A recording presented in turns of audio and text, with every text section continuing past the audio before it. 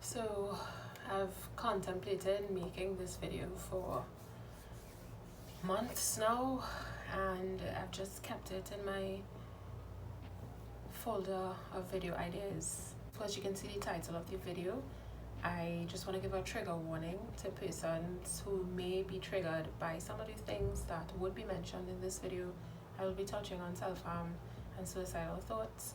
So if that's something that would be triggering for you, I suggest that you click off this video. Please do not continue to watch just because you want to support me, or you're just curious and trigger yourself in the process. So please prioritize your mental health first.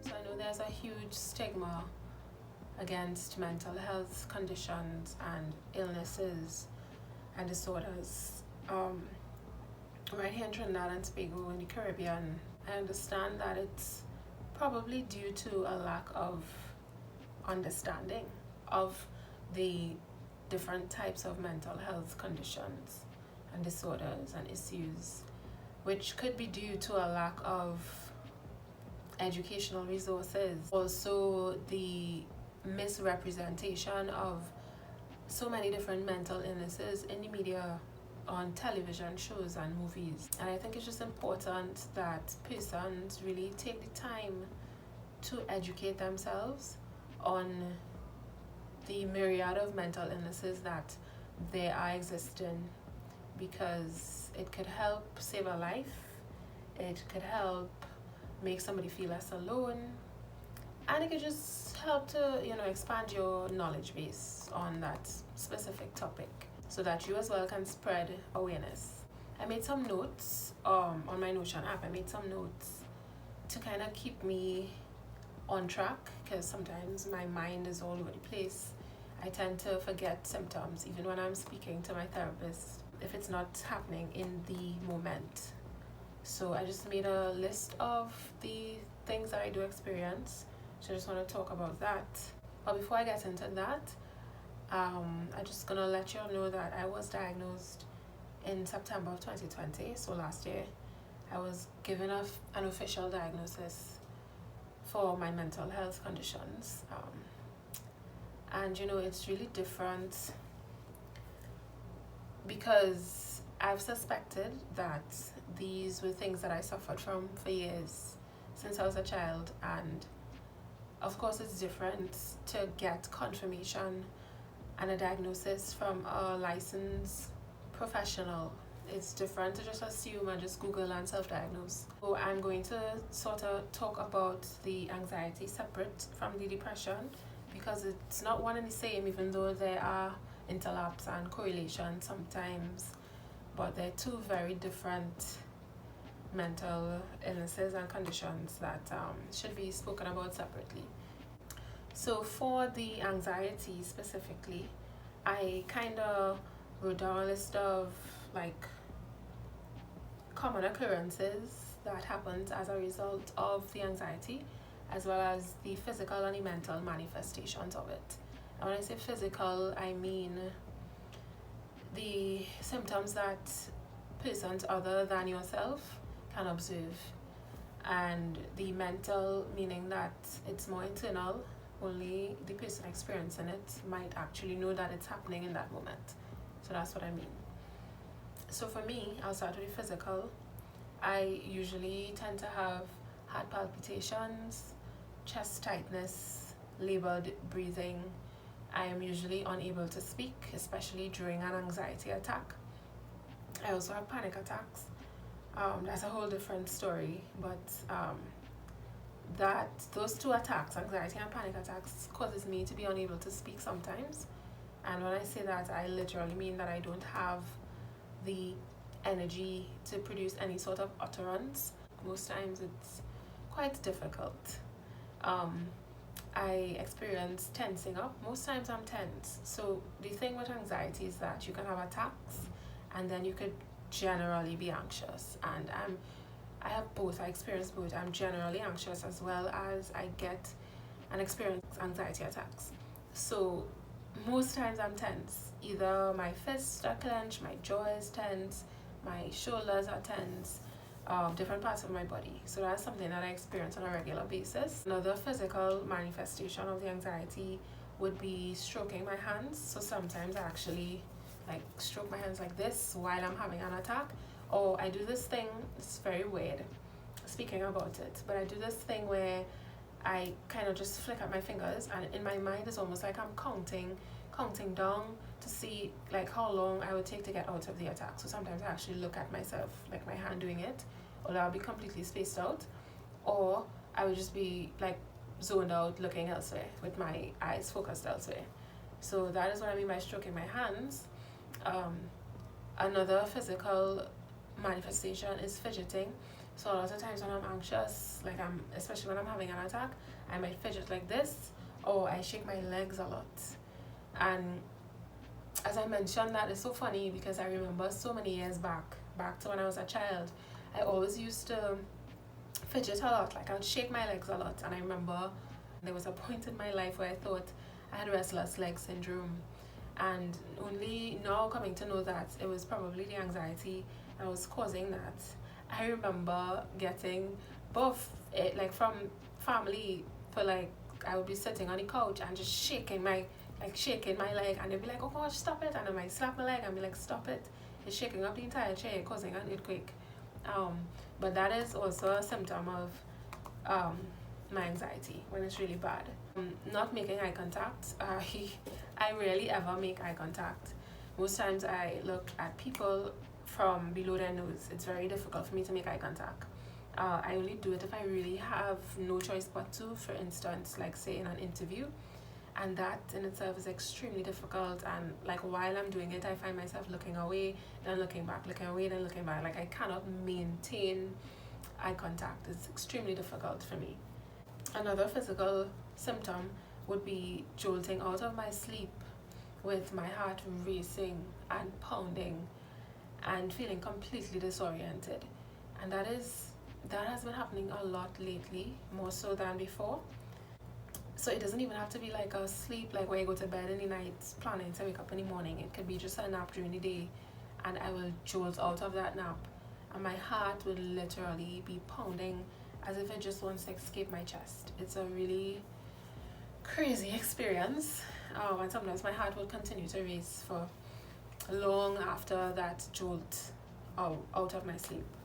So those are mainly the physical manifestations that I get with the anxiety. Sometimes I feel a bit dizzy as well and lightheaded, but that's also something I experience due to like other things that I go through, like the anemia and stuff. So some of my symptoms for the things that I experience kind of overlap, so it's kind of hard to determine what is causing what. So the mental or the internal manifestations of the anxiety, I experience incessant overthinking. And I'm not just talking, I mean, most people overthink, but my overthinking is obsessive, intrusive, very irrational thoughts about some pretty crazy things that I'm not going to get into, but so that's just that. Then I experience depersonalization, which basically just means that I feel completely detached from reality. I experience this generally as well as during an attack. When it's during the attack, it's a lot worse than generally. So sometimes I completely zone out, and I would feel like I'm having an outer body experience. It's not just zoning out, but it's like completely just not recognizing your body, or recognizing that you are a body or a part of a body. It's weird to explain. So just feeling like my body is there and I'm outside observing it. Sometimes when that happens, I completely lose track of time. So I tell people that I time travel, and they take it as a joke, but it literally feels like there are gaps of time missing in my brain, because I don't remember how I got from A to B, like what happened between that time, because I was experiencing depersonalization, derealization. So I'm just completely detached from reality. It's almost like if I'm in a different plane of existence at that time. That's the best I could explain that. And that usually leads to me feeling like I'm crazy. When it first started happening, I completely thought I was going insane. And now, because I'm accustomed to it, I've spoken to my therapist about it. I'm working through it. I don't feel like I'm crazy anymore, but it's still it could be a very uncomfortable feeling. And I don't know how else to explain it, but it's quite uncomfortable.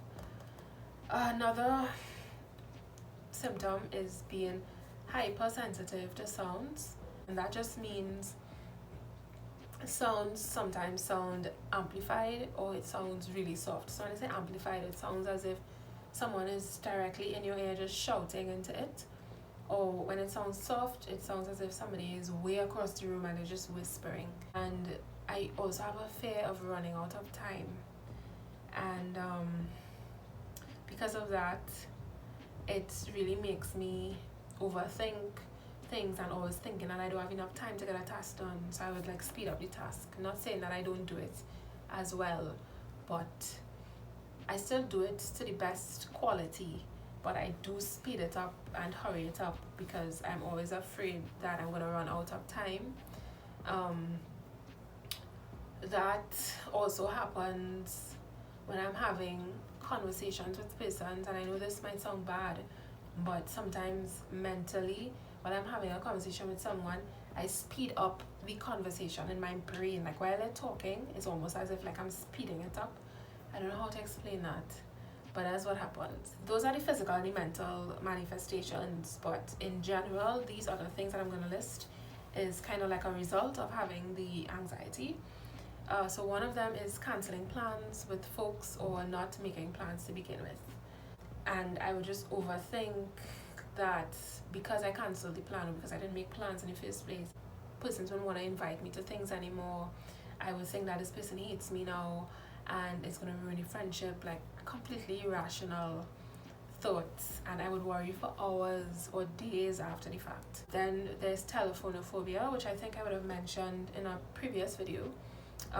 With the anxiety, that causes me to usually just stare at my phone for hours, sometimes trying to convince myself to make a call or to answer a call. So sometimes a lot of my calls that I receive go unanswered because of this. I usually have to find the courage to simply just answer a call or to make a call or to return a call. And then if I do end up speaking on the phone, my mind is just so completely overwhelmed with so many intrusive thoughts. I sometimes miss the entire content of the conversation, which is bad, but it happens. So something that I developed only after 2016 due to the anxiety was having very anxious feelings attached to receiving voice notes, and that was because of another incident that happened. So sometimes some of the symptoms in the anxiety can be triggered by events that occur in your life, like traumatic events. And I had something happen to me that year that made me extremely anxious to receive voice notes. I'm not as anxious as I used to be since 2016. It fluctuates, but sometimes it gets so anxious to the point that I don't listen to voice notes for days because I have to psych myself up to listen to them. Or I would ask the person that sent it to kind of give me a gist of what was in the voice note. So then I would probably attempt to listen to it. Avoiding asking for help. I hate asking for help, mainly because one, I like to be independent, but that's not related to the anxiety. In relation to the anxiety, I just feel like I don't want to be a burden to anybody. I don't want to feel like this person is going to look at me like if I'm incompetent and incapable of doing something or getting something. And so I just hate asking for help. Something else that the anxiety causes me to do is to harshly criticize myself. So I can have a conversation and it could be something that went well. Like we could have gone to an event and it was a great time, and I would go home and I would rehash everything that happened. And when I say everything, I mean every single detail, every word that I said, every non-verbal cue that I made, every pause between each sentence, every facial expression. and I would think about those things for hours, sometimes days after, and start to think, well, this person responded this way, so, and I start to project and think, so this is probably what they really meant when they said this, and they didn't mean this, and this is what they really wanted to say. And did they really understand what I meant when I said this thing? And did I say it correctly? And did I forget to say anything? And no, I should have said this. And it just goes on and on. It's just a continuous, exhausting cycle. So that's mainly how my anxiety looks. That's mainly how my experience is with anxiety. So we're gonna get into depression now. So for the depression, I kind of split it up into the symptoms that I recognize leading up to a depressive episode, as well as the symptoms during an episode, and then some other general things that happen as a result of me having depression. Leading up to an episode, I've realized that I become extremely irritable, like extremely irritable. Like, if you speak too loudly, if you speak too softly, or if you just move a certain way, it will irritate me. And that has made me realize that sometimes that means I'm getting into an episode. And usually when I'm getting into an episode, when I say I'm fine, that would translate to I'm feeling an episode coming on, but I don't want to mention it because I don't want to burden you. I don't want you to think that I'm not with it, or I don't want you to get tired of me always going into a depressive episode. And so I would just say I'm fine. If I can muster up the energy to tell you how I'm feeling, if you notice something is different. When I'm getting into an episode, I usually tend to listen to a lot of dark and sad music, a lot of poetry about suicide and depression, and I also withdraw into the darkness. And when I say withdraw into the darkness, I would find the darkest part of the apartment, and I would go there. I would cover up with layers of blankets and pillows to make it even darker, and I would just retreat there while experiencing my episode. So darkness is usually my friend, and withdrawing and isolation when I'm having a really bad depressive episode. So now I'm gonna list the depressive episode symptoms. They vary. I don't always experience all of these at once. Sometimes I experience all of them at once. It depends. So sometimes there's a sudden onset of crying. There's mild irritability. So in contrast to leading up to the depressive episode where the irritability is extreme, when I get into the episode, it's usually mild because I just at this point lack the energy to even be irritable by anything. Which leads me to the next symptom, which is lacking energy to pretend to be okay. And what I mean by that is, I know a lot of people, they tend to think that when you're not having a depressive episode, that means that you don't really have depression and the depression magically disappeared. That is the furthest thing from the truth. With depression, it's like having this big gray dark cloud just always following you around. And so in those times, I would have the energy to pretend to be okay for my sake, because fake it till you make it. Like, I'm trying to convince myself as well as other people just to make them feel a little more comfortable to be around me, because nobody wants to be around someone that's always just sad and sulking and depressed. And then when you're having an episode and you just don't have that energy to pretend to be okay, it's like that dark cloud just totally encompasses you. You're just completely drained and fatigued, so you don't have the energy to pretend to be okay. So while having a depressive episode, if I say I'm fine, if I somehow muster the energy to speak, that would translate to I'm really struggling right now. My energy is just too low for me to really explain what I'm going through, or I probably just can't find the words to explain that to you, as well as I just don't feel like I deserve to be okay, and I feel like I deserve to feel the way I feel. I feel completely worthless, and so I just feel like I don't deserve to feel better, you know? When you're having an episode, getting out of bed is a huge accomplishment. It's huge. The depression usually makes me feel really numb and apathetic towards things that I once loved, which could probably explain my inconsistency with things. I just don't find joy in things anymore. If someone asks me, what's your favorite thing to do, I would normally say, okay, yoga or hiking. And when I'm feeling extremely depressed, even those things just seem like, what's the point? Like, do I really like yoga? Do I really find enjoyment in hiking? So just feeling completely numb and apathetic towards things. Depression makes me feel, it makes me see myself as being unworthy of love, of friendship, of companionship. And all I see are my flaws reflected back at me, and I just never want to do anything, and I don't want anyone to do anything for me because it makes me feel like a burden, and I'll probably ruminate on that. If someone does a favor for me, I would ruminate on that for hours or days until I get to repay them, because I will just constantly feel like I'm in their debt, even though they say, no, that's okay, I'm just giving you it as a gift.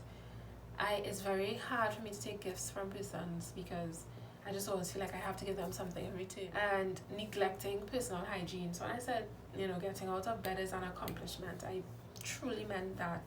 Like, deep within my core, depression really causes you to neglect your personal hygiene.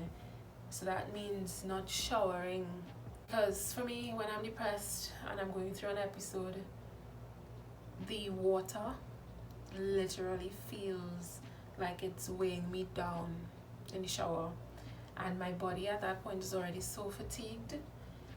Sometimes just trying to talk yourself into bathing, because it's going to be a painful experience. Sometimes you just don't do it, or you just don't have the energy to do it, and that's why you don't do it. You neglect cleaning, so a lot of times if you don't have somebody else that you're living with, your space could become really dirty and cluttered and disorganized, because you just don't have the energy to clean for days.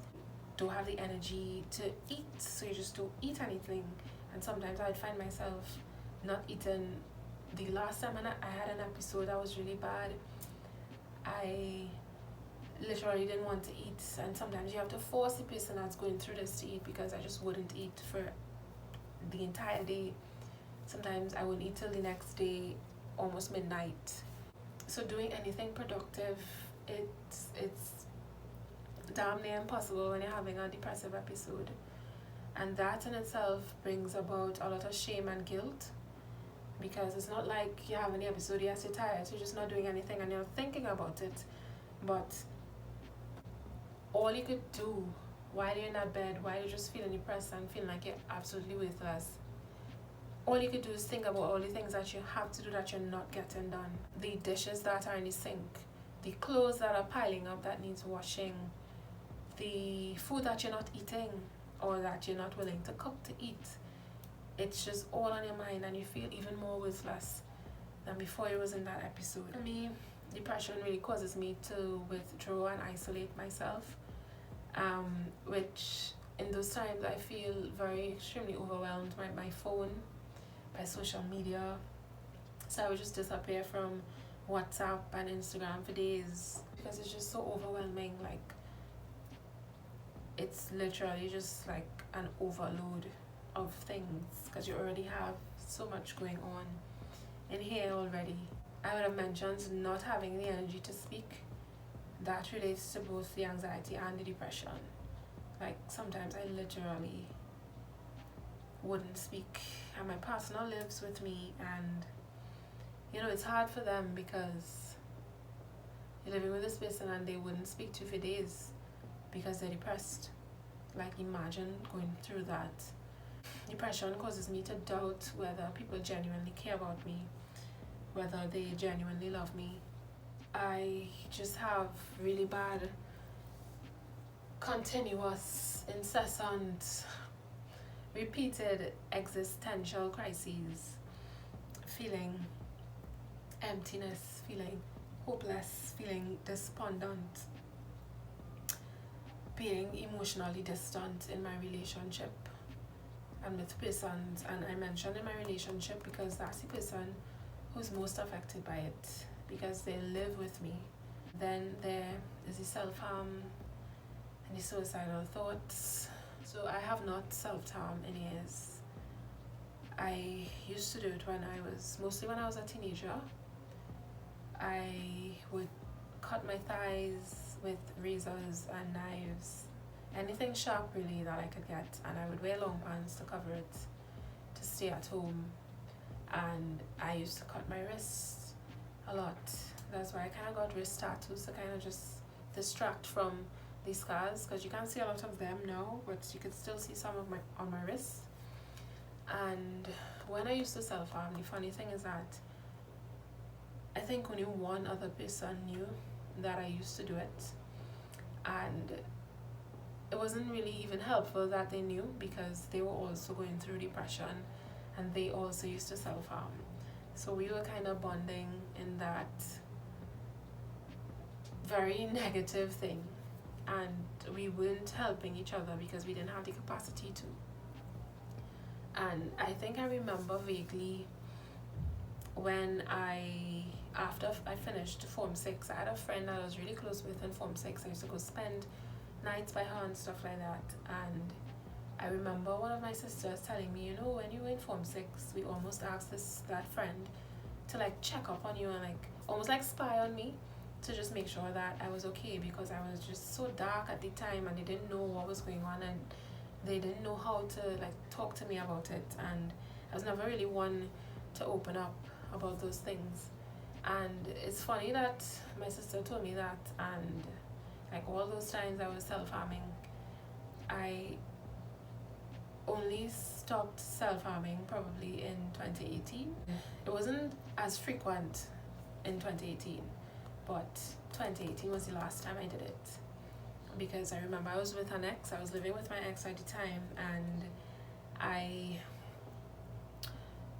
we had an argument, and that sort of just triggered me, and I just went into this episode, and I went into the bedroom and I locked the door, and I didn't even use a blade this time.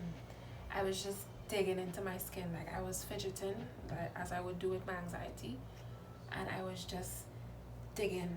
I think it was my thigh, and I was just digging into my skin, and I started to dig because I had long nails at the time, and it just started bleeding. And my ex had to, I can't even remember how she got into the bedroom to get me to stop. In 2019, I wanted to, and I wanted to so badly, and I was so close to doing it, and then I ended up going and taking a tattoo instead. I was like, you know what, this is the way I still feel pain, but that way I wouldn't be damaging myself and hurting myself. So I went out and I booked a tattoo appointment the next day, and so I haven't self-harmed since, but I do still get thoughts sometimes. And the suicidal thoughts, I've had suicidal thoughts, I've had failed attempts, I've written suicide notes and tore them up and burnt them several times throughout the years. The last time I've had a really bad suicidal moment was last year when I got diagnosed in September. Since then, I've had thoughts, but they just kind of sometimes just float by, and I kind of just say, well, okay, that's the depression talking. But before, I wasn't able to do that. And so for me, I actually was going through this journal that I had since 2016, and I found some little notes, so I kind of want to read that to kind of describe what my suicidal thoughts look like or sound like. I wish I'd die, but without having to take my own life. Or I'd go to bed and wish that I wouldn't wake up the next morning and literally be upset if I did. And I just need to pause there before I continue reading. I remember so many times, and the reason I think why my suicidal thoughts would have manifested that way is because I know a lot of people tend to think, so this is a segue, but I know a lot of people tend to think that suicidal persons are very selfish, and they don't think about how good they might have it, how good their life might seem to be, or that they have a family that loves them. And I just want to let you know, for the persons watching this, that that's the furthest thing from the truth. Suicidal persons, first of all, they feel they're completely worthless, and they feel that their life is so much pain, and the only way to end that pain is with suicide. And when someone is attempting to commit suicide, all they're thinking about is their loved ones, and they're thinking about how doing this is going to hurt them, but staying here on this earth and going through this pain and suffering is going to hurt them more. And so most times when I've had suicidal thoughts, I would think about my family's finding the notes and them finding me dead, and it used to hurt me so much to think that, because a suicide is very, it's much more difficult for a family or a loved one to get over their loved one committing suicide than if they died from natural causes. And so I think that's when my suicidal thoughts manifested in this way, because I really wanted to die, but I didn't want to take my life because I didn't want my family to have to know that I was experiencing what I was experiencing. So if I died from a heart attack, they'd be like, okay, well, they got sick and they died. But it wouldn't be like they were selfish and they killed themselves. And so that is why my suicide usually manifested like that, my suicidal thoughts. And so I'd always wish that I would die, and I would wish, so I'm going to continue reading, I would wish that whatever illness that I had would just take my life, because I've always been a very sickly person. Growing up, I used to be in the hospital a lot for just always being sick, some sort of chest pain or something. So I just wish that whatever illness that I had would just take my life. I would just wish that maybe one of these chest pains would finally lead to a heart attack that would be fatal. And I have those thoughts just circling in my head and floating around in my head all the time. Sometimes more often than others, but I'm not gonna lie, I still have those thoughts. I still sometimes go to bed and wish that I wouldn't wake up. I still sometimes, I do get chest pains a lot, and I still sometimes, now I kind of make jokes about it, so that people wouldn't think I'm being serious, but I get chest pains and I'm like, oh, that's a heart attack, that's going to be the end. And people don't realize how deeply rooted that is in my suicidal thoughts manifesting themselves. So for me, since starting therapy, my treatment plan has been a form of psychotherapy known as CBT, which is cognitive behavioral therapy. So I've been doing that. You could do your own research on that if you will. I've been really skeptical about taking medications for depression, anxiety, and that is mainly due to some of the intrusive thoughts that I do have, which I'm not going to get into. So I haven't really taken any medication, but I've had conversations with my therapist about it, and if I do change my mind, that would be an option. But for now, I'm just using the CBT, psychotherapy. Since being diagnosed, I've told a few persons, like a few family members, a few friends, and the responses has varied. Some were good, some were neutral, some were really supportive and understanding. I've had people tell me to just pray about it. People have said to just be happy.